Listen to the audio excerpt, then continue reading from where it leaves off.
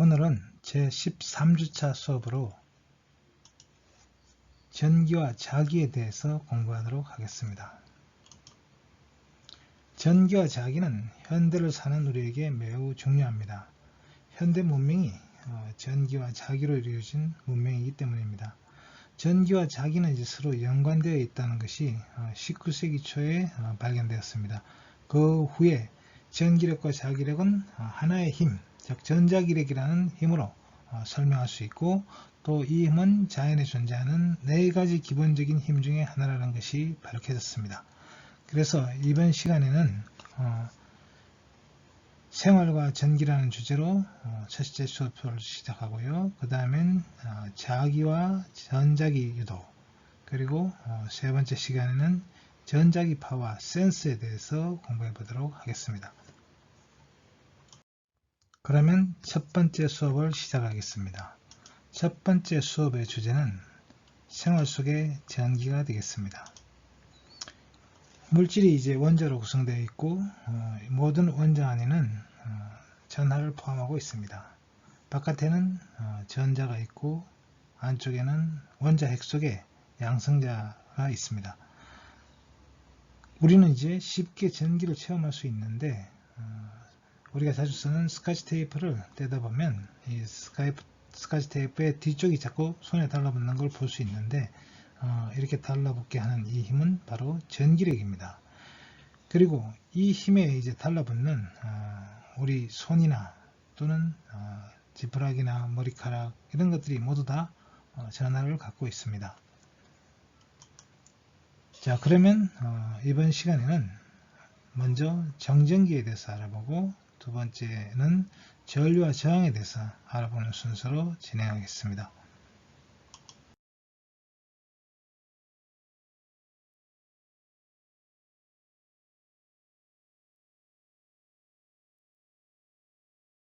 자, 그러면 먼저 전기의 역사부터 살펴보기로 하겠습니다. 전기를 처음 발견한 사람은 탈레스입니다. 기원전 6세기경의 그리스의 철학자 탈레스는 호박을 모피에 문지르면 이 먼지라든지 지푸라기 같은 것이 달라붙는 현상을 처음으로 발견했습니다. 여기서 이제 영어 단어 전기를 의미하는 electricity라는 단어가 호박이라는 단어 electron이라는 단어에서 왔습니다. 자, 전기에 대해서 좀 연구를 많이 하고 관심을 가졌던 사람이 윌리엄 길버트입니다. 영국의 16세기 말에 호박이 지니는 인력과 자석이 지니는 인력의 차이를 연구했습니다. 그리고 1733년에는 프랑스의 디페라는 사람이 전기에는 두 종류가 있다는 사실을 발견했고요. 그리고 1746년에 미센베르크는 라이덴병이라는 걸 발명을 했는데, 마찰 전기를 모으는 장치를 처음으로 발명했습니다. 그래서 전기를 좀 더 이제 잘 연구할 수 있게 됐죠. 그리고 1752년에는 벤자민 플랭클린이라는 정치가로 유명하죠. 연을 날리는 실험을 통해서 이제 하늘의 번개가 바로 전기 현상이라는 것을 입증했습니다.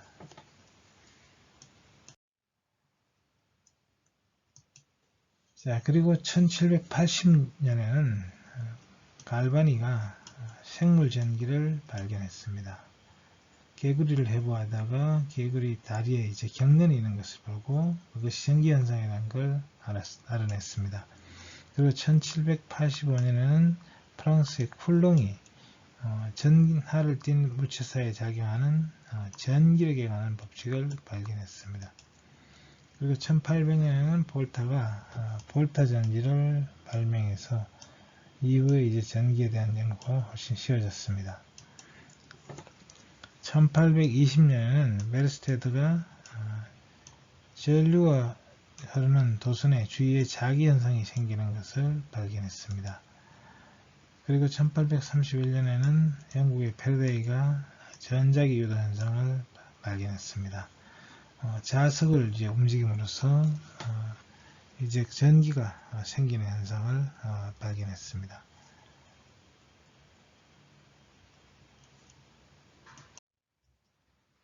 자, 그리고 1738년에는 이제 전신이 사용되기 시작했고, 그리고 1876년에는 전화가 발명되었으며, 1879년 드디어 전구가 발명되면서 조명에 전기가 사용되기 시작했습니다.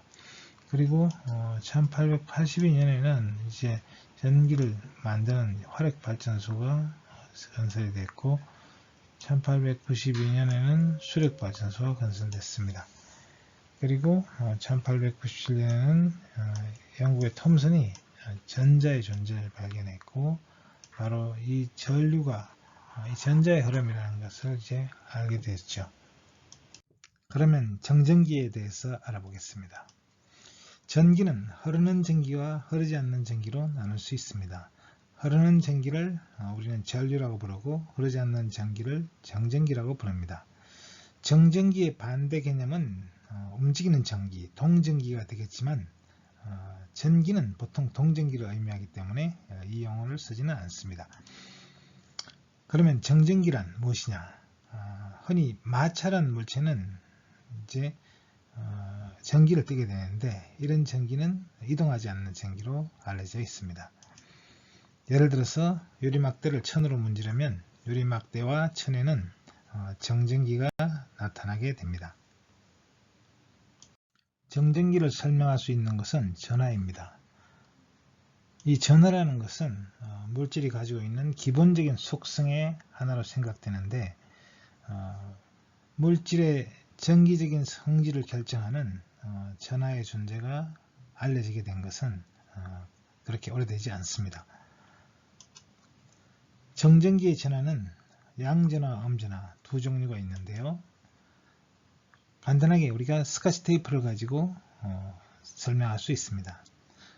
자, 스카치 테이프에서 테이프를 이제 일부를 떼어내고 또 한 장을 더 떼어냈다고 합시다. 그럴 때 이 두 장의 테이프를 가까이 대면은 서로 달라붙는 것이 아니라 서로 밀어내는 것을 볼 수 있습니다. 자, 그리고 이번에는 이 테이프를 한 장을 뜯어낸 다음에 유리판에다가 붙여놓고, 또 하나를 떼어서 그 유리판 위에 겹쳐서 붙여놓고, 그 다음에 두 장을 차례대로 떼어내면, 이때는 이 테이프는 서로 잡아당기는 걸 볼 수 있습니다. 그러니까 아까는 이렇게 밀쳤는데 이렇게 밀어냈어요, 서로. 그런데 이번에는 서로가 끌어당기는 걸 볼 수 있습니다. 이것은 무엇을 의미하냐면, 이 테이프가 가지고 있는 전하가 이제 이것은 같은 전하를 가지고 있고, 이쪽은 다른 전하를 가지고 있다는 걸 말해줍니다. 다시 말해서 전기력을 일으키는 전하는 두 종류가 있고, 이 힘은 서로 반대인 전하로부터 생겨난다, 이렇게 설명할 수 있습니다. 그러면 물체는 어떻게 전기를 띠는 것일까요? 전하는 아원자 입자, 아원자 입자라고 하면 원자보다 더 작은 입자를 말합니다. 그러니까 원자를 구성하는 입자를 의미합니다. 그래서 전하는 아원자 입자들에 의해서 운반된다고 생각됩니다. 아원자 입자들 중에서 상대적으로 무거운 입자가 원자핵입니다. 그래서 원자핵은 양전하를 띠는 반면에 가벼운 전자들은 음전하를 띠며 원자핵 주위를 돌고 있습니다. 그러면 물체가 전기를 띠려면 결국 여분의 전하를 가져야 되는데, 그래서 물체가 여분의 전자를 갖고 있으면 음전하를 띠고, 그 반대로 이제 전자가 부족하면 양전하를 띠게 됩니다. 대체로 이제 무거운 원자핵은 적어도 전자보다 약간 2000배 이상 이렇게 무겁습니다. 그래서 느리게 움직이고, 전자는 가벼워서 쉽게 움직이므로 물체는 결국 내부에 있는 전자를 내보내면 양전환을 띠게 되고 받아들이면 음전환을 띠게 되는 것입니다. 예를 들어서 유리막대를 비단천으로 이렇게 문지르게 되면 유리막대에 있던 이제 이 전자가 떨어져 나가서 비단으로 옮겨가게 됩니다. 그래서 비단은 전체적으로 음전환을 띠게 되고, 그리고 유리막대는 양전환을 띠게 돼서 서로 끌어당기게 되는 것입니다. 전하에 관한 기본적인 법칙은 전하량 보존의 법칙입니다. 이 전하량 보존의 법칙이라는 것은 전하는 생성되거나 소멸되지 않는다는 것입니다. 어떤 닫혀져 있는 계에서 R자 전하량은 어떠한 물리적인 변화를 겪더라도 항상 일정한 값을 유지한다는 것이죠. 물체는 원자로 이루어져 있는데 원자들은 내부에 보통 같은 수의 양성자와 전자를 가지고 있습니다. 원자 속에 들어있는 전자의 수가 양성자의 수와 다르면 전체적으로 전하를 띠게 됩니다. 이것을 우리는 대전되었다 이렇게 이야기를 합니다. 물체가 대전될 때 전하는 새로 만들어지거나 파괴되어 없어지는 것이 아니라 단순히 한 물체에서 다른 물체로 이동한 것에 불과한 것입니다. 자, 그래서 전하는 전체적으로 R자 전하량은 유지된다는 것이죠. 자, 그럼 이 전하량 보존의 법칙은 물리학의 가장 기본적인 법칙, 에너지 보존 법칙, 운동량 보존의 법칙과 같은 기본적인 법칙의 하나입니다. 또 전하량 보존 법칙은 대전입자가 에너지로 바뀌어버리고 물질이 소멸되는 경우에도, 완전히 소멸하는 경우에도 성립합니다. 자, 그러면 물질이 소멸될 경우에 이제 전하량이 전체적으로 예를 들면 양전하를 띠고 있는 전자와 이것을 이제 양전자라고 합니다. 음전하를 띠고 있는 보통의 전자, 이것이 모든 점에서 동일해요. 질량이나 이런 것이 다 동일한데요. 그런데 이것이 서로 이제 쌍소멸을 하면 이제 전하가 반대입니다. 그래서 전하도 R자 전하가 0이 되는 것이죠. 원래 플러스 마이너스 하나씩 있으니까 이 경우에도 전하량 보존 법칙은 성립하게 됩니다. 전하에 관한 또 다른 법칙은 전하의 양자화입니다. 다시 말해서 총 전하량은 양자화되어 있다는 것입니다. 그 말은 전하는 항상 총 전하량이라는 것은 기본 전하량의 어떤 정수배로 존재한다는 것입니다. 전하의 가장 작은 단위가 전자의 전하량입니다. 그러니까 전하량이라는 것은 전자의 전하량의 어떤 정수배로 존재한다 하는 것이죠. 대전된 물체는 결국 여분의 전자들을 갖고 있거나 적게 갖고 있는 겁니다. 그래서 R자 전하의 양은 항상 전자의 전하량의 정수배가 된다는 것이죠. 그러면 양자화란 무엇이냐? 양자화는 물리학에서 이제 에너지 양자화, 운동량 양자화, 여러 가지 양자가 있습니다. 그 중에 이제 하나가 전하량 양자화를 이야기하고 있는 겁니다. 자, 이것은 뭐냐면 그 시적으로 볼 때는 연속적인 양처럼 이제 보이는데 미시적으로 보면 기본 단위의 기본양, 어떤 여러 가지 양자의 어떤 정수배로 존재한다는 것이죠. 이것이 양자화가 되겠습니다. 그래서 과거에는 전하량은 또 연속적인 값을 갖는 것으로 생각했지만 오늘날 전하의 기본 입자가 있고 그래서 또 물질은 이제 이런 기본 입자들의 집합으로 이루어져 있죠. 그러니까 질량이나 전하량은 임의의 값을 가질 수는 없다는 것이죠. 어떤 기본 양의 정수배로 존재한다는 것입니다.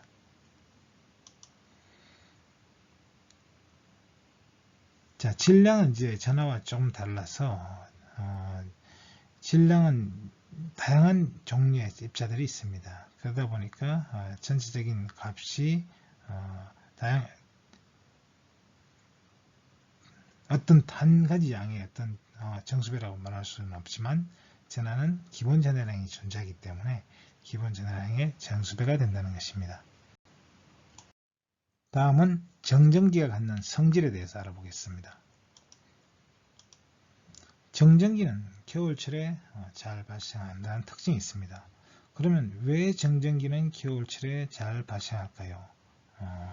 가장 큰 이유는 바로 습도가 낮기 때문입니다. 물 분자는 극성을 띤 분자입니다. 그래서 전하를 띤 입자를 흡수하는 성질이 있어요.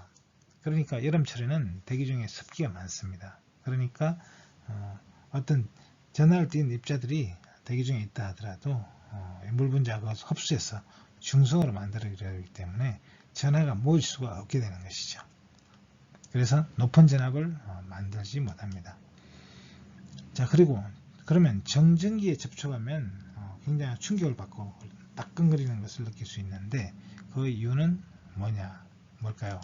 그것은 이제 정전기의 전압은 굉장히 높아질 수 있습니다. 전하들이 계속 쌓이면 그래서 수천에서 수만 볼트 이렇게 높아질 수 있는데 고전압이죠. 그래서 이 고전압 상태에서 전기 방전이 일어나기 때문에 충격을 받을 수 있습니다. 특히 이제 습도가 낮으면 이제 겨울철에 두꺼운 스웨터를 벗거나 카페트 위를 걸을 때 이때 이제 수만 볼트의 정전기가 발생할 수 있습니다. 자, 그러면 정전기와 습도는 어떤 관계가 있는지 살펴보겠습니다. 자, 카페트 위를 걸을 때 발생하는 정전기 전압은 얼마나 되느냐? 자, 그것을 이제 습도에 따라 살펴보면 습도가 60%일 경우에 이 전압은 1500V까지 올라갈 수 있습니다. 그러나 습도가 10%로 떨어지면 35,000V까지 올라갈 수도 있습니다. 자, 그래서 습도에 굉장히 민감하다는 걸 알 수 있습니다.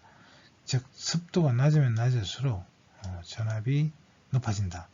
그러니까 전하가 많이 쌓일 수 있다는 것이죠.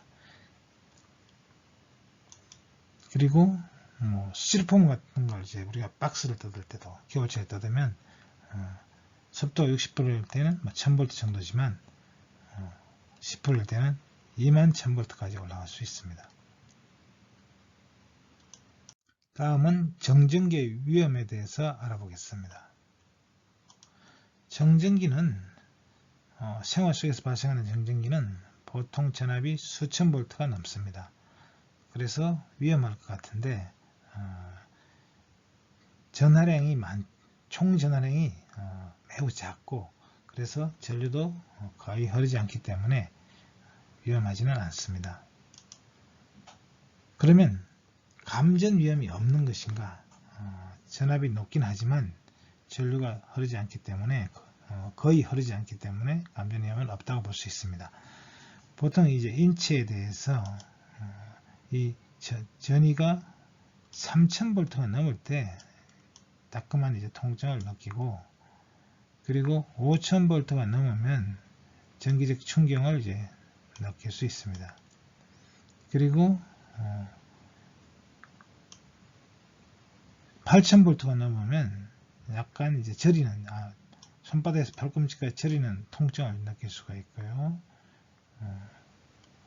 그리고 12000V가 넘어가면 강한 전기적 충격으로 손 전체를 이제 강타하는 통증을 느낄 수 있다고 합니다. 자, 그렇다면 화재가 날 위험은 없는가? 보통 평상시에는 이제 정전기가 그 정도로 위험하지는 않지만 그러나 인화물질이 있는 발화점이 낮은 이제 주유소에서 기름을 넣을 때 이제 정전기가 발생하게 되면 이제 이 휘발유의 그 가스에 기화에 발화가 될 가능성이 있습니다. 그래서 주의 시에는 이제 정전기가 없어야 되니까 거기 터치패드 같은 것이 있어서 거기서 정전기를 일단 제거하고 주기를 만지도록 이렇게 하고 있는 것이죠. 그러면 전자기기의 경우는 어떻게 되느냐? 전자기기는 이제 이 고전압에 약합니다. 그래서 정전기가 쌓이게 되면 그 정전기 충격에 의해서 이제 회로가 망가질 수 있어요.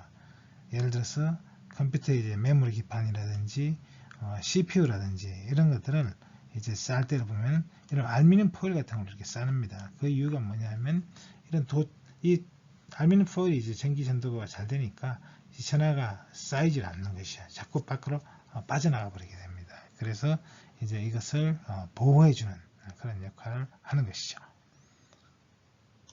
그러면 이 정전기는 사실 성가신것만이 아니라 정전기를 활용하기도 합니다. 그래서 정전기를 활용하는 사례를 살펴보겠습니다.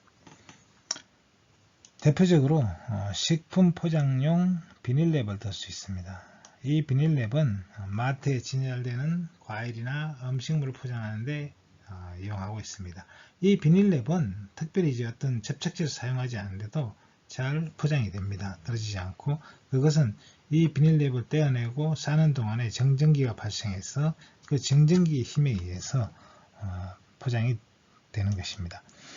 그리고 정전 집진 장치가 또 있는데요. 이것은 이제 공장이나 산업시설에서 오염된 공기를 이제 정화시킬 때 사용합니다.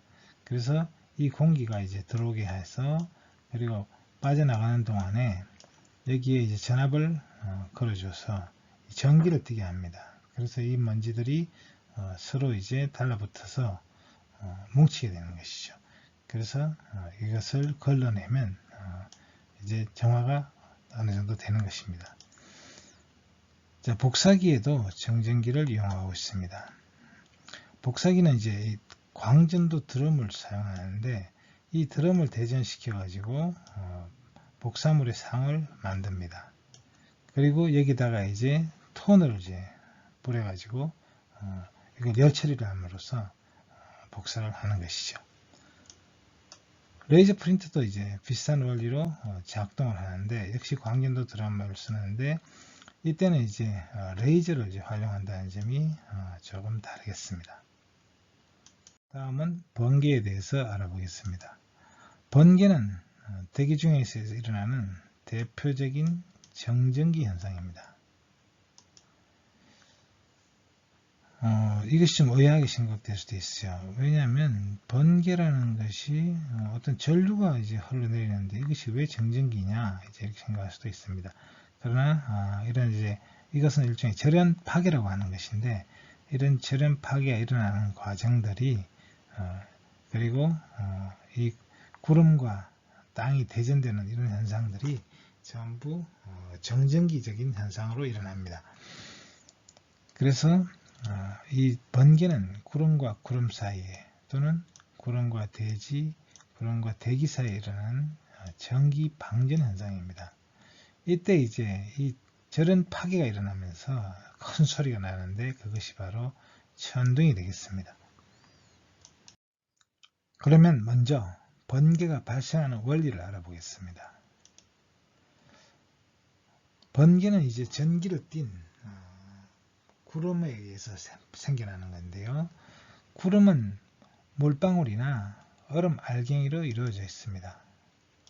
그런데 이런 얼음 알갱이나 물방울이 상승 기류에 의해서 위로 올라갔다가 또 중력에 의해서 내려오게 되죠.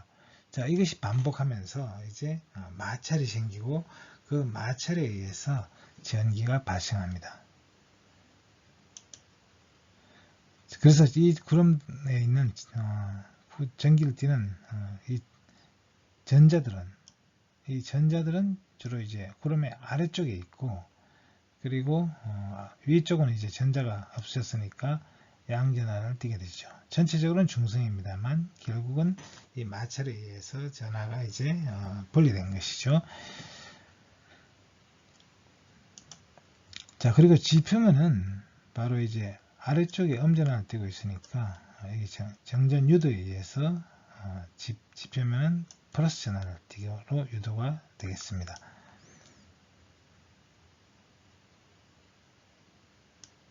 양전하, 하부는 음전하. 자, 그리고 이제 이 구름과 이 땅 사이에 있는 이 공기는 일반적으로 전기가 잘 통하지 않습니다. 절연체이죠. 전기적 절연체이기도 하고 열적 절연체이기도 해요. 공기라는 것이. 그러나 이제 이렇게 이제 번개가 치는 날은 또 습도가 높은 날이죠. 그러니까 공기 중에 이제 습기가 많아요. 그러면 공기는 전기를 잘 안 통하지만 그러나 대기 중에 습도가 높으면 이제 수분이 있으니까 그것을 통해서 전기가 이제 흐를 수 있습니다. 그러니까 부도체인데 그러나 전압이 아주 높아지고 이럴 경우에는 전기가 흐를 수 있어요. 그럴 때는 절연 파괴 현상이 일어납니다. 그래서 이 절연 파괴에 의해서 번개가 치게 되는 것입니다. 자, 이런 번개의 경우는 전압이 10억 볼트 정도가 되고요. 그리고 전류는 짧은 시간 동안 흐르는데 5,000 암페어 엄청나게 큰 전류가 흐르게 됩니다. 다음은 번개의 종류에 대해서 알아보겠습니다. 자, 번개는 결국 전기로 띈 구름과 또 대전된 땅 사이에서 번개가 칠 수도 있고, 그리고 구름과 구름 사이에서도 번개가 칠 수 있습니다. 자, 그래서 번개의 종류를 살펴보면 크게 4종류로 나눌 수 있는데요. 바로 구름 내부에서 일어나는 방전입니다. 두 번째는 구름과 또 다른 구름 사이에, 구름과 구름 사이에 방전이 일어날 수 있고요. 그리고 구름과 이제 땅 사이에 또 방전이 일어날 수 있습니다. 우리는 이제 흔히 말하는 번개를 이제 대부분 이 세 번째 경우를 생각하는데, 실제로 일어나는 방전은 대부분이 구름 내부 방전입니다. 아니면 구름과 구름 사이의 방전이죠. 자, 이런 것들은 이제 소리는 크게 나는데 어떤 뭐 벼락이 떨어졌다든지 이런 걸 잘 보지는 못하는 경우가 많죠. 그런 것은 대부분 이 번개가 구름과 구름 사이 또는 구름 내부에서 일어나는 방전의 형태로 나타나기 때문입니다. 그리고 네 번째는 이 구름과 대기 사이에 어떤 방전이 일어날 수 있어요. 또 심지어는 이제 높은 대기와도 이제 대기에서도 방전이 일어날 수 있는데, 스프라이트라는 이제 이런 번개도 있습니다. 다음에는 전기력에 대해서 알아보겠습니다.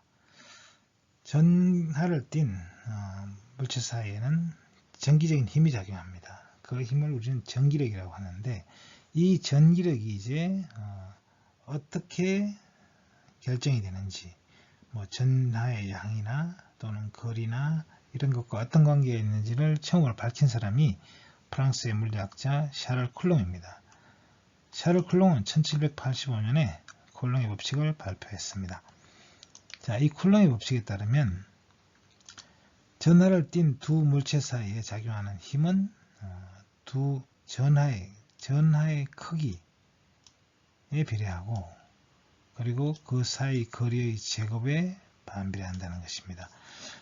자, 이 법칙은 뉴턴의 마뉴엘의 법칙과 굉장히 닮았다는 걸 알 수 있죠. 자, 차이점은 뭘까요? 질량이 아니라 전하량에 비례한다는 거고, 그리고 비례상수가 G가 아니라 이제 K라는 것입니다. 이 크기는 상당히 차이가 있습니다. 똑같은 것은 이제 그 거리의 제곱에 반비례한다는 것이죠. 자, 그래서 이 쿨롱의 법칙은 두 전하 사이에 작용하는 힘을 설명합니다. 이 힘은 전하가 정지해 있을 때 성립하는 것입니다. 전하가 움직이게 되면 복잡해집니다.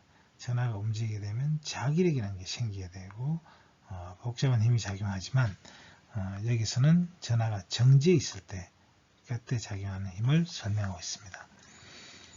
자, 그리고 이 쿨롱의 법칙은 마뉴엘의 법칙은 앞에 마이너스라는 부호가 붙어 있었죠. 그리고 질량은 항상 양이었습니다. 그렇기 때문에 결국 이 힘은 즉 서로 잡아당기는 힘이 됐죠. 그러나 쿨롱의 법칙은 여기서 부호가 플러스입니다. 그래서 이 전하의 같은 전하의 경우는 플러스 힘이 작용하죠. 그것은 서로 밀치는 힘이 작용한다는 것입니다. 그리고 다른 전하일 경우에는 부호가 마이너스가 되겠습니다. 그래서 서로 끌어당기게 되겠습니다. 자, 그리고 여기서 이제 거리 R의 제곱에 반비례하는데, 이 힘이 이제 어떤 두 전하 사이에 작용하는 힘은 거리가 멀어지면 멀어질수록 약해지고, 그리고 그렇지 아무리 멀어지더라도 0은 아니죠. 결국 무한대가 돼야만 0이 되겠습니다. 그러니까 두 전하 사이의 거리가 무한대인 경우에만 0이 되니까 결국 우주 내 모든 전하가 다른 전하의 영향을 주거나 받고 있다, 이렇게 말할 수 있습니다.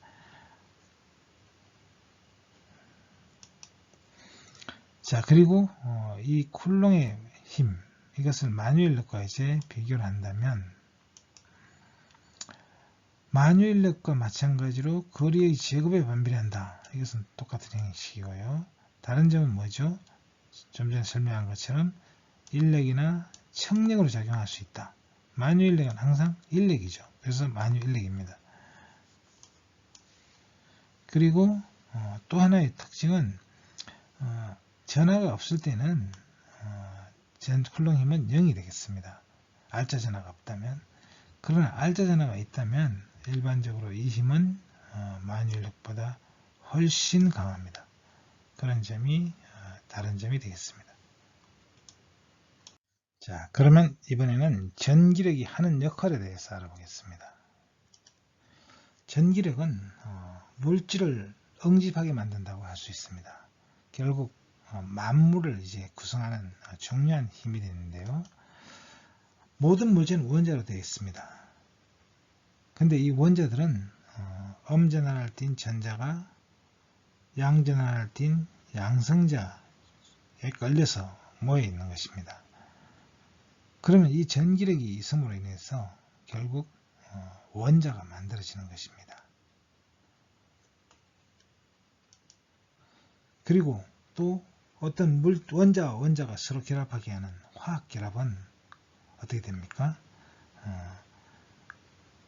여기서 이온 결합이나 아니면 공유 결합이나 또는 금속 결합들은 결국은 전자를 매개로 해서 결합을 합니다. 결국 이 힘은 전기력이 되는 것이죠. 결국 화학 결합을 만드는 매개는 전자이지만 근본적으로는 전기력이라고 할 수 있습니다. 결국 물체의 모습을 유지하고 다른 화합물을 만들게 하고 이런 것들이 전기력이 하는 일입니다. 자, 그것뿐만이 아닙니다. 전기력은 물체들이 어떤 물질을 만들게도 하지만 물체들이 서로 섞이지 않게 해줍니다. 무슨 말이냐면 우리는 무엇을 만지거나 접촉할 때마다 정전기 힘을 이용합니다. 만약에 여러분이 이제 책을 짚을 때 손가락이 책을 뚫고 지나가지 않습니다. 그건 뭐냐면 손에 있는 전자가 책에 있는 전자 사이에 서로 밀어내는 힘이 작용하기 때문에 통과하지 않는 것입니다. 사실 원자는 텅텅 비어 있습니다. 내부가. 그럼에도 불구하고 우리 손이 그 안에 들어가지 않는 이유는 바로 전기적인 힘이 밀어내기 때문입니다. 또 우리가 지구 중심으로 떨어지지 않는 이유도 바로 이제 신발바닥의 전자가 땅바닥의 전자가 서로 밀어내기 때문입니다. 또한 전기력은 마찰력과 마찰전기의 근원입니다. 우리가 걸을 수 있고 길을 걸을 수 있고 물건을 만질 수 있는 것은 마찰력이 있기 때문입니다. 마찰력이 있지 않다면 우리는 걸을 수가 없습니다. 미끄러지게 되죠. 물질을 잡을 수 없습니다. 미끄러져요. 그런데 마찰력이 있기 때문에 우리는 걸을 수가 있고 바퀴가 굴러갈 수가 있습니다. 그것이 마찰력이기 때문인데, 근데 이런 마찰력이라는 건 결국 뭐냐 하면은 원자와 전자 사이에 작용하는 물질의 표면에는 수없이 많은 전자와 양성자가 있습니다. 이 사이에 작용하는 복잡한 힘, 그 힘이 마찰력의 근원입니다. 다시 말해서 마찰력이 권하는 전기력이라고 할 수 있습니다. 그리고 또 정전기도 마찰을 통해서 발생합니다. 그래서 바로 정전기 권한도 바로 전기력이라고 할 수 있습니다. 전기력은 어떻게 작용할까요? 전하들은 어떻게 다른 전하가 존재하는지 아는 것일까요? 전기력의 존재는 전기장으로 설명할 수 있습니다. 공간 자체에 영향을 주는 질량이 존재하면 주위에 중력장이 생기듯이 전하가 존재하면 그 주위에 전기장이 생기고 이 전기장이 다른 전하와 상호작용한다고 설명할 수 있습니다. 이게 장을 이용한 힘의 설명입니다. 예를 들어서 양의 점전하가 있다고 할 때 이 전하는 그 주위에 전기장을 형성합니다. 자, 근데 여기에는 이제 도체가 있어요. 그래서 도체 표면에서의 전기장의 모습이 좀 바뀐 것을 이제 보여주고 있고요.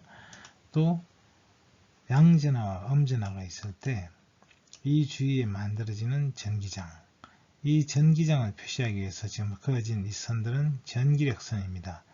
그래서 여기 어떤 전하가 있다고 하면 이 전하가 받는 힘의 방향을 지금 표시하고 있습니다. 그래서 이 선들이 이제 조밀한 곳이 전기장이 센 곳이고 느슨한 것이 성긴 것이 이제 전기장이 약한 곳이 되겠습니다.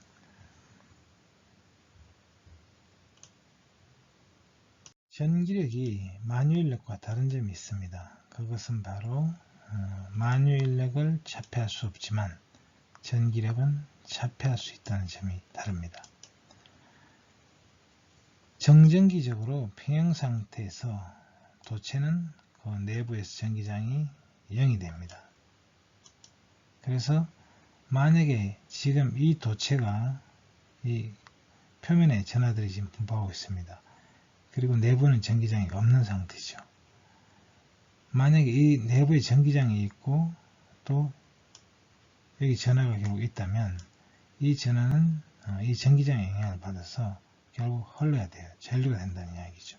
그러면 전하 분포가 바뀌고 다시 전기장은 0이 되겠습니다. 자, 전기장은 도체를 이제 둘러싸기만 해도 자폐가 가능합니다. 지금 여기 이제 케이지가 3장이 있는데 이 3장 속에 사람이 들어있어요. 그래서 이제 여기 번개가 치고 있는데 이 사람은 전혀 영향을 받지 않습니다. 장기적으로 자폐가 돼서 보호를 해주는 것이죠. 이런 이유 때문에 자동차와 비행기는 벼락을 맞아도 안전합니다. 그래서 비 오는 날, 번개가 치는 날 자동차를 타고 가 있다. 그럼 자동차에서 내리면 안 됩니다. 자동차 안에 있는 것이 안전해요. 자동차 자체는 금속으로 되어 있으니까 정전 자폐가 됩니다. 그래서 여기서 번개를 친다 하더라도 이 전하는 전류는 이 안에 있는 사람에게 영향을 미치지 못해요. 이것은 비행기도 마찬가지입니다. 항공기도 역시 도체로 둘러싸여 있기 때문에 번개를 맞더라도 정전 자폐가 돼서 아무런 영향을 받지 않고 운행할 수 있습니다. 이것은 실제로 이제 비행기가 번개를 맞아서 머리 부분에 맞아서 꼬리 부분을 나가고 있는 걸 볼 수 있죠. 안전하게 운행할 수 있습니다. 자, 다음은 전류에 대해서 알아보겠습니다. 전류는 전하의 흐름입니다. 보통 전류가 흐르려고 하면 이제 도선에다가 이제 전압을 걸어줘야 되겠죠. 그래서 전자가 이제 움직이고 이 전자는 음의 전하죠. 그래서 전류는 통상적으로 전자의 흐름과 반대 방향으로 흐른다고 이렇게 설명하고 있습니다. 이것은 하나의 약속이죠. 전자의 보호를 음으로 했기 때문에 전류의 방향은 양의 전하가 흐르는 방향으로 정의가 되어 있습니다. 자, 그래서 전하가 움직이면 전류가 됩니다. 전하는 전류는 이제 양전화, 음전화 다 이제 전류를 만들 수 있지만 보통 이제 이런 전도체 내에서 흐르는 전류는 전자에서 일어납니다. 그래서 이 안에는 이제 이 도체 내에는 이 도체 일부를 이렇게 확대해 본다면 양전화와 음전화가 있는데 실제 이제 이 음전화가 가볍기 때문에 실제로 이 전하들이 자유전자죠. 그래서 흘러가요. 그래서 이 전자의 흐름과 반대 방향으로 전류가 흐르겠습니다. 자, 전류의 양은 단위 시간 동안에 흐른 전하량으로 이렇게 정의합니다. 그리고 전류의 단위는 암페어고 1암페어는 1초에 1쿨롱이라는 전하량이 흘러간 것으로 정의가 됩니다. 보통 1암페어는 이제 100V에서 100W 전구를 킬 때 흐르는 전류에 해당합니다. 그리고 가정에서 쓰는 전류는 1에서 50A 범위에 있습니다. 자, 그러면 이런 전류의 속도는 어떻게 될까요? 전기장이 없을 때 이 도선 내에서는 이제 전자들이 움직이고 있죠. 자유전자들이. 그래서 제멋대로 이제 움직이고 있습니다. 제멋대로 움직이고 있는데 그런데 이 속도는 어느 정도 되지만 제각기 제멋대로 움직이고 있으니까 지금 이 전자는 이쪽에서 이쪽으로 움직였어요. 전체적으로 지그재그로 움직였지만 이 전자는 이쪽으로 움직였죠. 그래서 다 평균하면 0이 되는 것이죠. 그래서 결국 전류가 흐르지 않는 게 돼요. 물론 지금 두 개의 예를 들었지만 이 안에 수없이 많은 전하가 있으면 전자가 있는데 이 전자의 흐름은 전기장이 없으면 제멋대로 움직인다는 것이죠. 그러나 전기장을 걸어주면 전체적으로 전기장이 걸어주는 방향의 전자니까 다 반대 방향으로 흐르겠죠. 이렇게. 그래서 R자 속도가 이제 있게 되죠. 그래서 전자의 흐름에 따른 전류를 계산할 수 있습니다. 이론적으로. 그리고 이 양을 이제 우리가 계산을 해서 또 측정을 해서 그래서 이 전자가 하나가 흐르는 평균 속도 그것을 계산할 수 있는데 금속의 경우에 이 값은 대략 초속 0.1mm입니다. 0.1mm, 1초에 0.1mm 밖에 안 나죠. 굉장히 느리죠. 자, 이런 속도로 만약에 전자가 흘러간다, 전류가 흘러간다.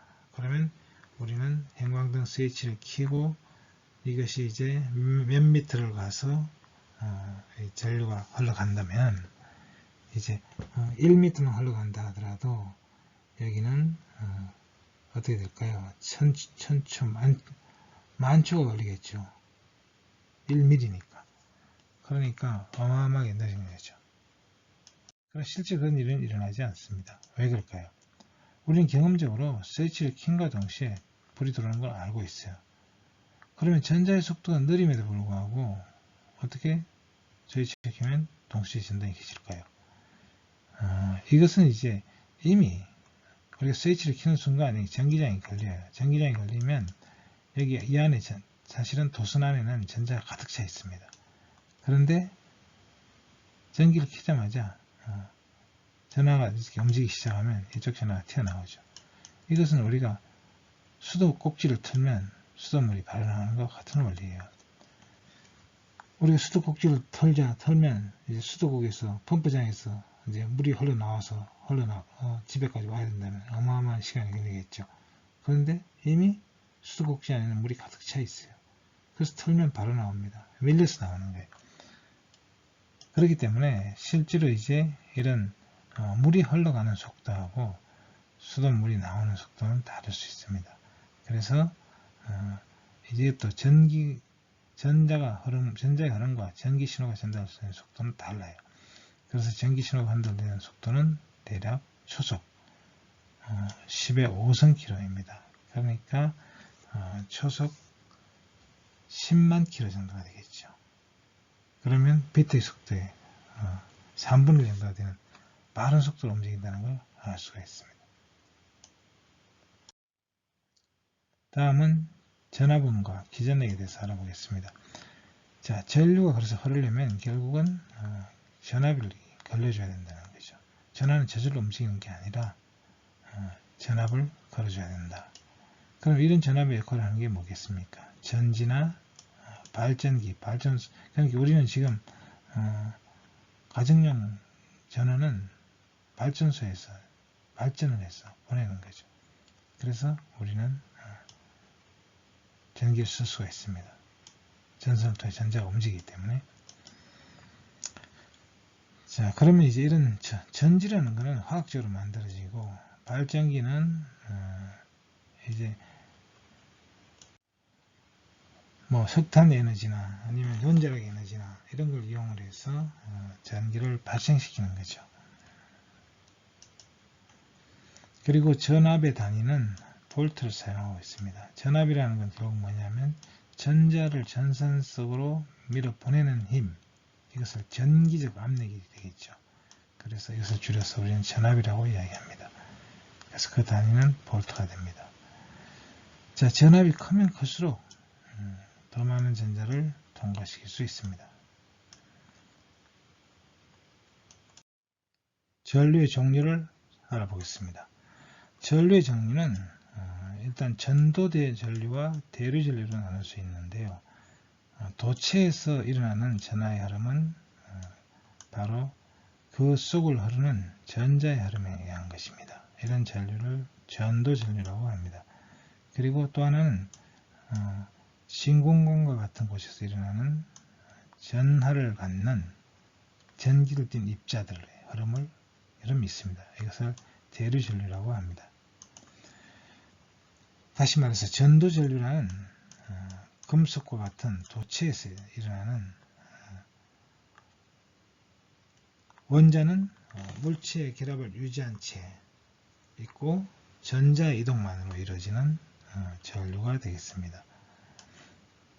그리고 대류 전류는 대전 입자 자체가 이제 이동해서 일어나는 전류입니다. 전도 전류는 이제 ohm의 법칙을 따르지만 대류 전류는 ohm의 법칙을 따르지 않는다는 것입니다. 도선이 이제 없으니까요. 도선이 없고 그 자체가 이제 대류를 통해서 이제 흘러가니까요. 자, 전도 전류는 다시 이제 직류와 교류로 구분할 수 있는데, 전류가 한쪽 방향으로만 연속해서 흐르는 전류가 직류가 되겠고, 일정한 주기로 전류의 방향이 바뀌는 전류, 교류가 있습니다. 자, 직류와 교류가 이제 생겨나는 이유는 전류를 만드는 방식에서 이제 교류 발전을 했냐, 직류 발전을 했느냐, 그것에 따라 생겨나는 차이입니다. 일반적으로 전지에서 나오는 전류는 직류이고 발전소에서 공급되는 전류는 교류가 되겠습니다. 자, 그러면 도시에서는 이제 교류를 공급하고 있는데 왜 우리는 또 휴대폰이나 다른 이제 전자장비를 쓸 때 어댑터를 이용을 해서 직류를 바꿨습니다. 그러면 직류를 보내면 되지 왜 교류를 보내는 걸까요? 자, 그것은 이제 소비지와 발전소는 굉장히 멀리 떨어져 있습니다. 그래서 이 전력선을 통해서 이제 전기를 보내야 돼요. 그런데 이 도선이 이제 어마어마하게 길겠죠. 그러면 저항도 커집니다. 그러면 이 동안에 이제 전력 손실이 생겨나게 돼요. 그런데 이 전력 손실은 전압이 높으면 줄어듭니다. 그래서 이 전력을 이제 전압을 높이는 것이죠. 근데 높은 전압은 이제 직류는 높은 전압이 높으면 낮추는 것이 어려워요. 근데 교류는 낮추기 쉽습니다. 왜냐하면 변압기가 있어가지고 그리고 전력 손실도 별로 거의 없어요. 변압기로 전압을 낮추더라도. 그래서 교류로 수송하는 겁니다.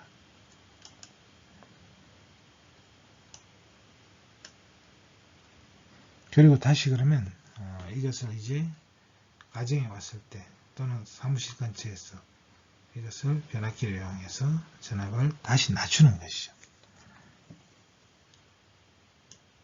자, 도시에 공급하는 전류를 직류로 할 것이냐 교류로 할 것이냐, 이것 때문에 논쟁이 있었어요. 이것이 19세기 후반에 일어났는데 이것을 직류와 교류 전쟁이라고 합니다. 직류를 이제 주장했던 그룹은 바로 토마스 에디슨이 이끄는 이제 에디슨사고, 그리고 교류를 주장했던 사람은 바로 웨스팅하우스사를 설립한 니콜라 테슬라였어요. 자, 이미 살펴본 것처럼 이제 교류의 장점은 고압으로 송출해서 송전 손실을 줄일 수 있다는 거죠. 그래서 이 변압기를 이용해서 다시 에너지 손실이 거의 없이 원하는 전압과 전류를 유도할 수 있다 하는 겁니다. 그래서 최종적인 승자는 결국 니콜라 테슬라가 됐어요. 그래서 우리가 지금 교류전을 쓰고 있는 겁니다. 다음은 전기저항에 대해서 알아보겠습니다. 대부분의 물질은 전류의 흐름을 방해합니다. 이것을 저항이라고 합니다. 전기저항이란 전류의 흐름을 방해하는 물질이 갖는 전기적 성질이라고 할 수 있죠. 자, 이것은 이제 저항이 생기는 이유는 전하의 흐름이 있는데, 이 전하의 흐름을 물질 내의 원자들과 이제 충돌하면서 발생해요. 마찰 저항이나 공기 저항과 유사하다고 할 수 있어요. 그리고 이 저항은 도선이 갖는 이 도선에 이제 도선도 저항을 가지죠. 이 비저항에 비례한다는 것입니다.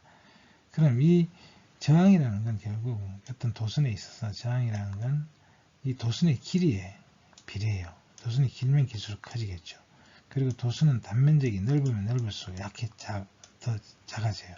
그래서 단면적에는 반비례합니다.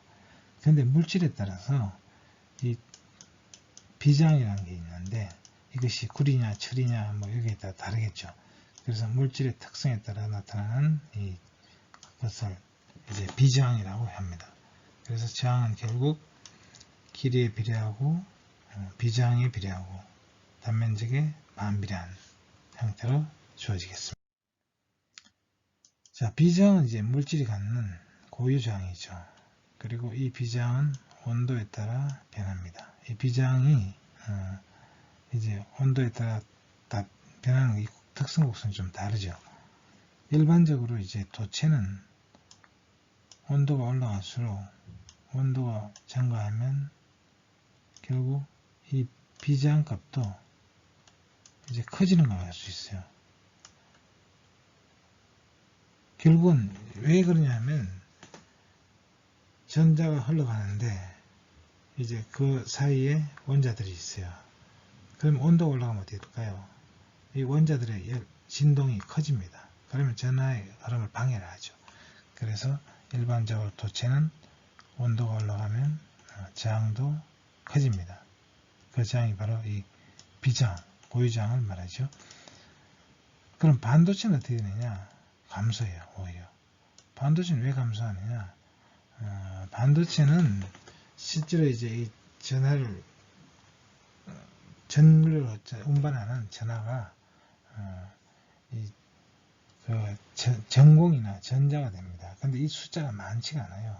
그리고 이 반도체는 도체가 달라서 이 전하가 흘러가는 길, 이걸 전도띠라고 하는데, 이 전도띠가 도체는 넓습니다. 그래서 거기에 많은 전하가 있어요. 그런데 반도체는 이런 전도띠가 그렇게 형성되는 것이 아니라 이 전도띠가 없고 군데군데 이제 있습니다. 그런데 이제 온도가 올라가면 더 많은 전자들이 이제 그 띠로 이제 올라오기 때문에 전류를 운반하는 전자의 수나 또는 전공의 수가 늘어나게 돼요. 그래서 오히려 비저항이 이제 감소한다는 특징이 있습니다. 그리고 근데 수온의 경우는 좀 특이한 게 임계온도가 있는데 이 임계온도에서 절대온도 4.2도입니다. 이하에서는 저항이 0이 되는 특성이 있습니다. 이런 물질을 초전도체라고 이야기를 하는데요. 초전도 현상이 나타납니다. 자, 다음은 오음의 법칙에 대해서 알아보죠. 많은 물질에 있어서 저항이 있는 물질을 통해 흐르는 전류와 그리고 물질 양 끝에 그려준 이 전압, 이 저항은 기호를 보통 이렇게 물결표로 나타냅니다. 그리고 여기 그려준 전압, 전지가 이제 걸리겠죠. 그리고 여기 흐르는 전류 I, 이 사이에는 어떤 관계가 있냐면 바로 이 전압은 V는 IR이라는 것입니다. 그래서 여기 그려준 이제 전압이 크면 클수록 이 값이 커질수록 이제 이 전류도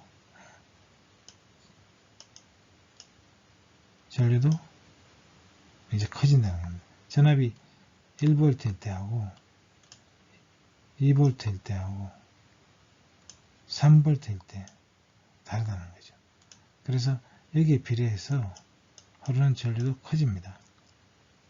그래서 이것을 오음의 법칙이라고 부릅니다. 다음은 감전에 대해서 알아보겠습니다.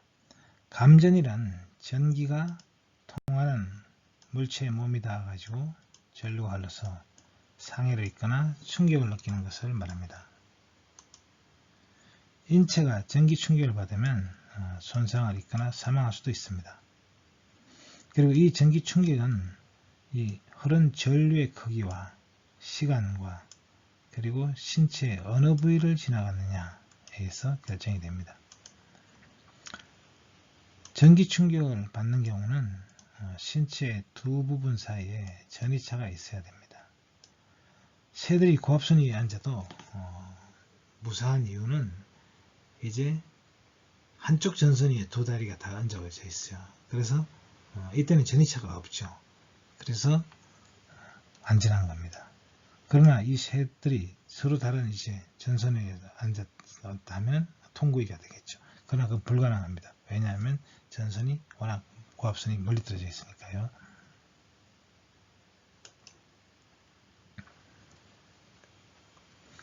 자, 그러면 이제 이때 흐르는 전류가 10mA 정도 전류가 흐르면 근육을 수축하게 합니다. 그래서 근육이 수축하는 이유는 전류가 들어오지 못하도록 막아내주는 그런 역할을 해주는데 이것이 이제 오히려 더 감전사고를 일으킬 수도 있습니다. 잘못해서 고압선에 전류가 흐르는 이제 울타리라든지 이런 걸 만졌다고 했을 때 근육이 수축해 버리니까 이것이 이제 그 손을 마음대로 움직이지 못하는 경직되는 일이 벌어질 수 있어요. 70mA 이상의 전류가 몸을 통과하고 그중 일부가 심장을 1초 이상 지나가면 심장 근육이 비규칙적으로 수축하기 시작했어요. 이런 조건이 오래 지속되면 사망에 이를 수 있습니다. 그리고 또 이보다 더 작은 전류를 할지라도 심장을 직접 관통하면 사망할 수도 있습니다. 자, 그럼 인체의 저항은 그러면 얼마나 되느냐? 인체 흐르는 전류는 인체 저항에 따라 다른데, 그러면 이 인체의 저항은 피부가 건조한 정도에 따라서 달라집니다. 피부가 건조할 때는 인체 저항은 10 내지 1000kΩ 정도입니다. 그렇지만 인체가 이제 젖어 있으면 1kΩ까지 내려갈 수 있고 물에 젖어 있을 경우에는 그보다 더 내려갈 수도 있습니다. 그래서 만약에 젖은 손으로 220V 전선을 만지면서 젖은 발로 서 있다면 몸을 흐르는 전류는 220V 나누기 1000ohm이 되겠죠. 그러면 220mA 되는데 이 전류는 사망에 이를 정도로 큰 전류가 되겠습니다. 그래서 목욕을 하면서 전기기구를 만지는 것은 지극히 위험한 행동입니다. 자, 그러면 이제 이런 감전이 시간과 전류의 크기에 따라서 어느 정도로 위험한가를 살펴보겠습니다. 피부가 이제 건조하고 전원에 약하게 닿을 때는 문제가 없지만 땀이 나 있거나 젖어 있는 경우는 위험하고 사망할 수 있습니다. 자, 우리 인체를 통과하는 전류의 크기가 10mA 정도가 되면 이제 불쾌해지죠. 그리고 15mA 이상이면 경련을 일으키고 50 내지 100mA면 죽음에 이를 수 있습니다. 자, 이걸 좀 더 이제 자세히 살펴보면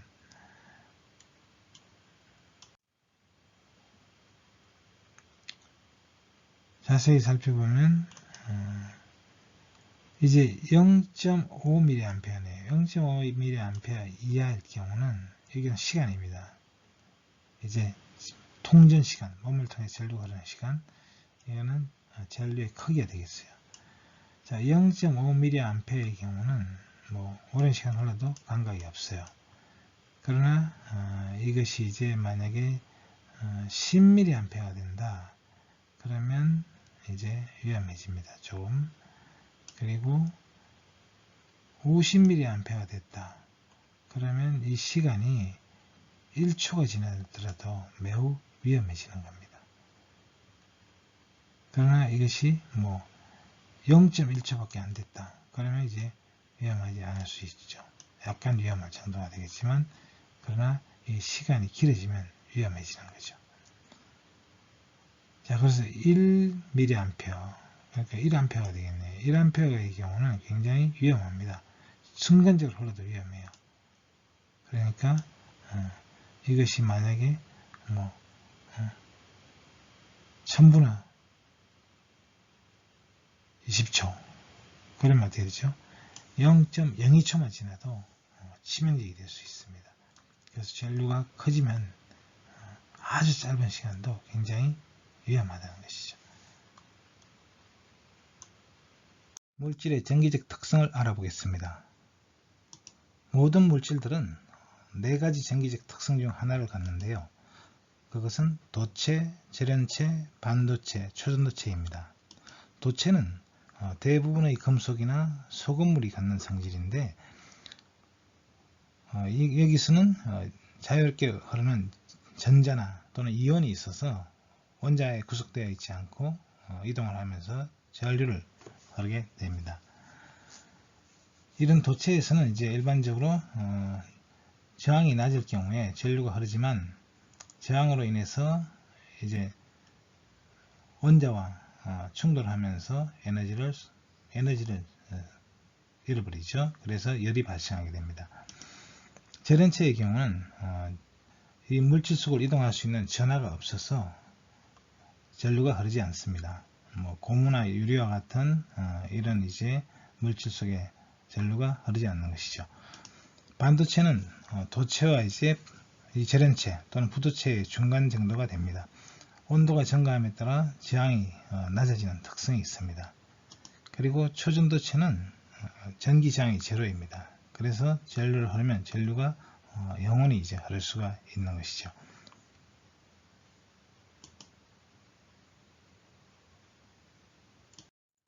그러면 이번에는 전도체와 절연체의 차이를 원자적 관점에서 살펴보도록 하겠습니다.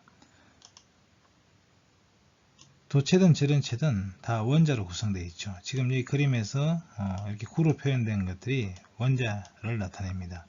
자, 이런 원자들이 이제 규칙적으로 배열하면서 어떤 물질을 이제 이루게 되겠어요.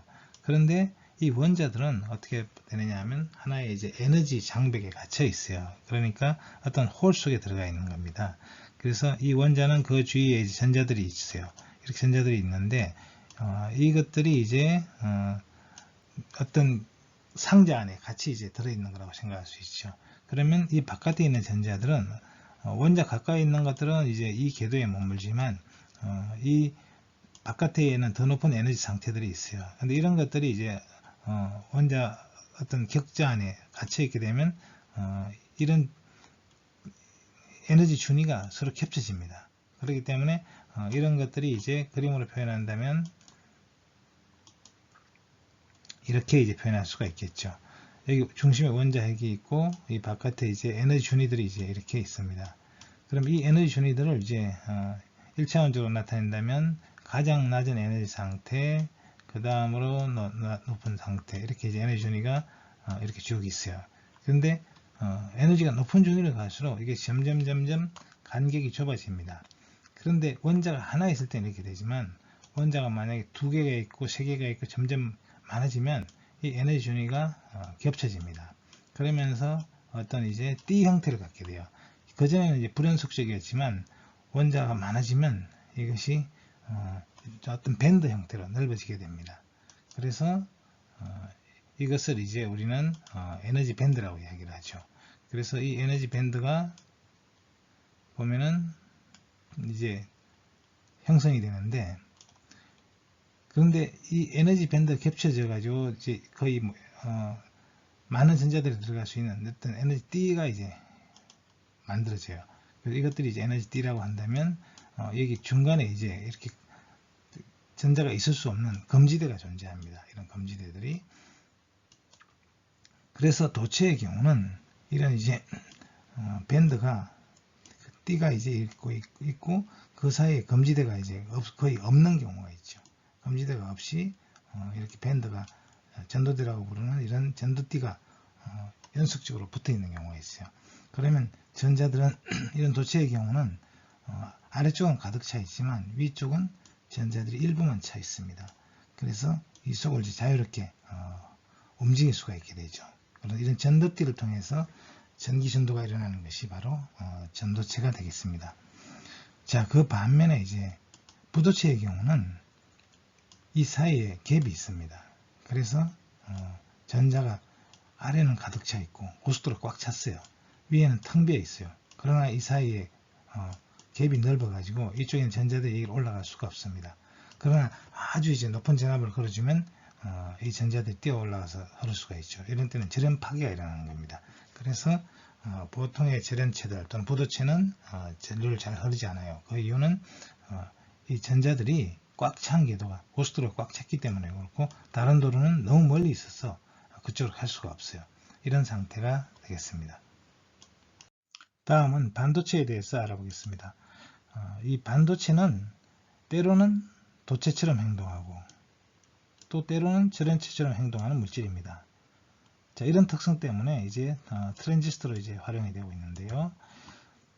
자, 원자가 하나가 있을 때는 이제 에너지 준위가 하나의 선처럼 이제 존재하지만, 그러나 이런 원자들이 많아지게 돼서 어떤 물질을 이루게 되면 이것들이 이제 겹쳐지면서 어떤 띠 형태로 에너지 준위가 존재하게 됩니다. 그래서 이 전자들이 낮은 에너지 준위 상태는 하나의 전자에 갇혀 있지만 높은 에너지 준위 상태는 서로가 이제 겹쳐지게 됩니다. 그래서 이 전자들이 이런 준위에 있게 되면 이 띠를 따라서 흘러갈 수 있게 되는 거예요. 마치 고속도로가 이제 만들어진 것과 같은 것이죠. 자, 그런데 전도체의 경우는 이 띠와 띠 사이의 간격이 거의 없거나 약간밖에 없어요. 그래서 쉽게 이제 에너지를 얻으면 이 전자들이 높은 에너지 상태로 올라가서 이제 자유롭게 움직이게 되게 됩니다. 이 띠는 비어 있으니까요. 그래서 이렇게 전류를 잘 흐르게 되는 물질이 바로 도체가 되겠고, 부도체는 이 간격이 이제 너무 넓어서 이제 전자가 아래쪽 도로는 꽉 차 있고 위쪽 도로는 비어 있어 가지고 옮겨갈 수 없는 그런 상황입니다. 그렇지만 이제 고전압을 걸어주면은 이 전자들이 위로 올라가서 이제 흐를 수 있게 되는데, 이런 경우는 절연 상태가 파괴되는 절연 파괴 현상이 일어납니다. 자, 그래서 도체와 이제 절연체의 차이는 바로 이제 이 에너지 띠가 갭이 크냐 작으냐 이렇게 구분해 볼 수가 있겠습니다. 그러면 반도체는 그 중간형이라고 할 수 있는데요.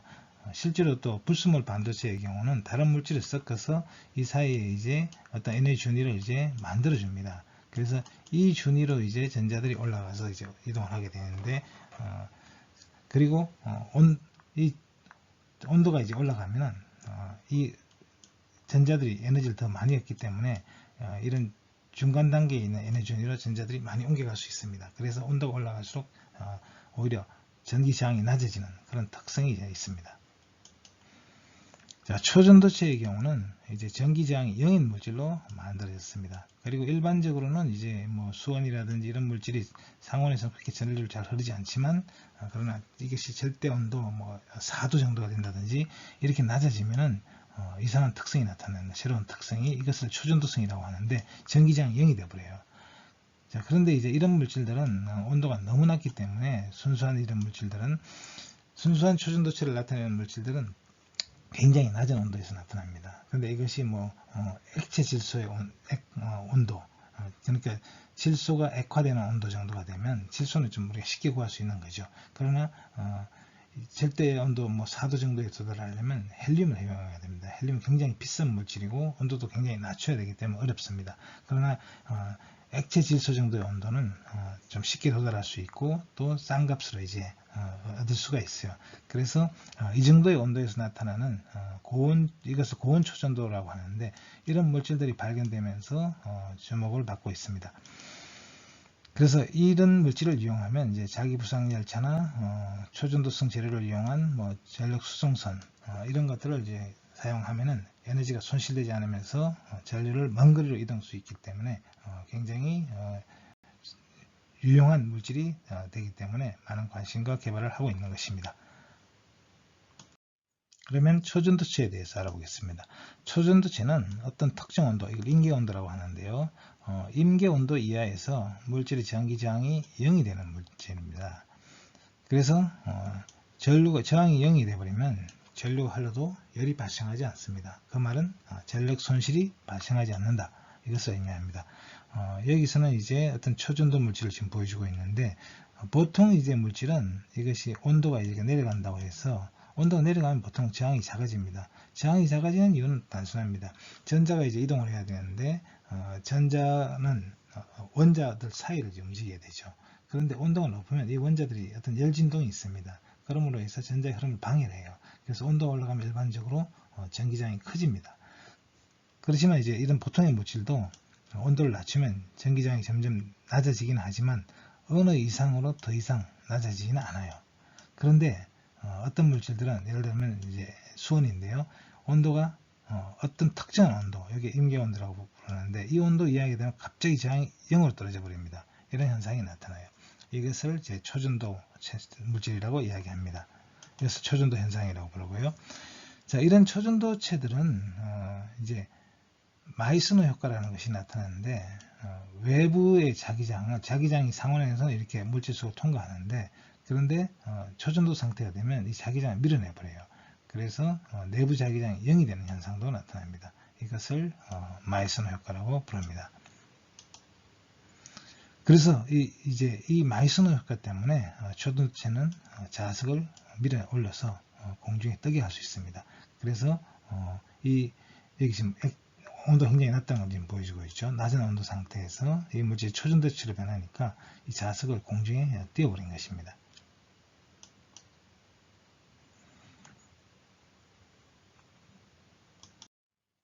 자, 초전도체의 종류는 뭐 1형, 2형 뭐 이렇게 이제 구분할 수 있는데요. 보통 순수한 금속들이 이제 낮은 온도에서 초전도 현상을 나타내는 이런 형이 바로 1형이 되겠습니다. 그리고 2형의 경우는 두 가지로 나눌 수 있는데요. 금속 화합물들입니다.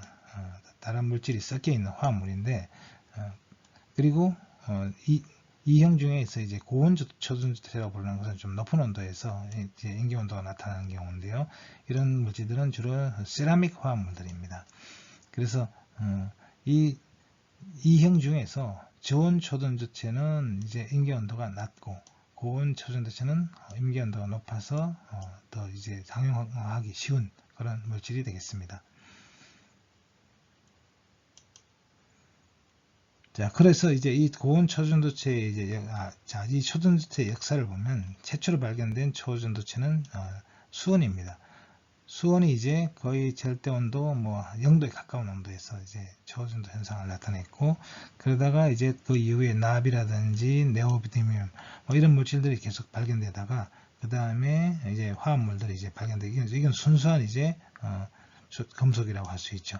그리고 이제 화합물들이 저온 초전도체 물질들이 발견됐습니다. 그러다가 이것이 지금 보면 여기가 바로 액체 질소가 이제 만들어진 그런 온도죠. 이것은 절대 온도로 따지면 뭐 한 80도가 좀 안 되는 이제 이 온도가 액체가 질소가 액화되는 온도예요. 그래서 이 온도 이상에서 초전도 현상이 나타나는 물질이 발견됐습니다. 이 물질들이 바로 고온 초전도체가 되는데 주로 이제 이런 세라믹 화합물들입니다. 그래서 이 온도가 이제 계속 높아지는 물질들이 발견되고 있습니다. 자, 초전도체를 이용하면 이제 자기부상 열차에 활용할 수가 있고요. 또 뭐 초전도 베어링이나 자기공명 영상 장치, 핵융합로 이런 데 이제 활용할 수 있을 것으로 주목을 받고 있습니다.